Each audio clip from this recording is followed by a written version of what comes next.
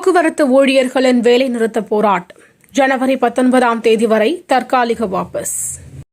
ஜனவரி 19 தொழிற்சங்கங்களுடன் மீண்டும் முத்தரப்பு பேச்சுவார்த்தை. அமைச்சர் சிவசங்கர் பேட்டி. பணிக்கு திரும்பும் போக்குவரத்து தொழிலாளர்கள் மீது நடவடிக்கை கூடாது. சென்னை உயர்நீதிமன்றம் உத்தரவு. பொங்கல் பண்டிகையை முன்னிட்டு சென்னை நெல்லை இடையே சிறப்பு ரயில். தெற்கு ரயில்வே அறிவிப்பு. என்னுடைய மிகப்பெரிய பலம் என் கணவர். ஃபெமினைன் வெற்றி விழாவில் நடிகை நயன்தாரா பேச்சு. அயோத்தி திறப்பு விழா காங்கிரஸ் கட்சி நிராகரிப்பு. இந்தியாவை வளர்ந்த நாடாக மாற்ற வேண்டும் என்ற இலக்கை கொண்டுள்ளோம். பிரதமர் மோடி பேச்சு. 50 கோடி இந்தியர்கள் வங்கிக் கணக்கு வைத்துள்ளனர். மத்திய நிதியமைச்சர் நிர்மலா சீதாராமன் தகவல். மணிப்பூரில் ராகுல் காந்தியின் பாரத் ஜோடோ நியாய யாத்திரை. மாநில அரசு அனுமதி. கடந்த 10 ஆண்டுகளில் இந்தியாவில் 12 லட்சம் கோடி ரூபாய் முதலீடு.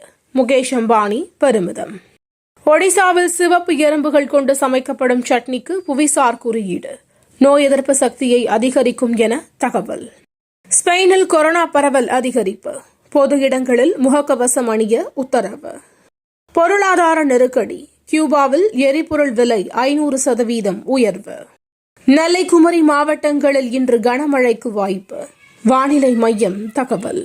ஆப்கானிஸ்தானுக்கு எதிரான முதல் T20 போட்டி. தனிப்பட்ட காரணங்களுக்காக விராட் கோலி விலகல் என தகவல்.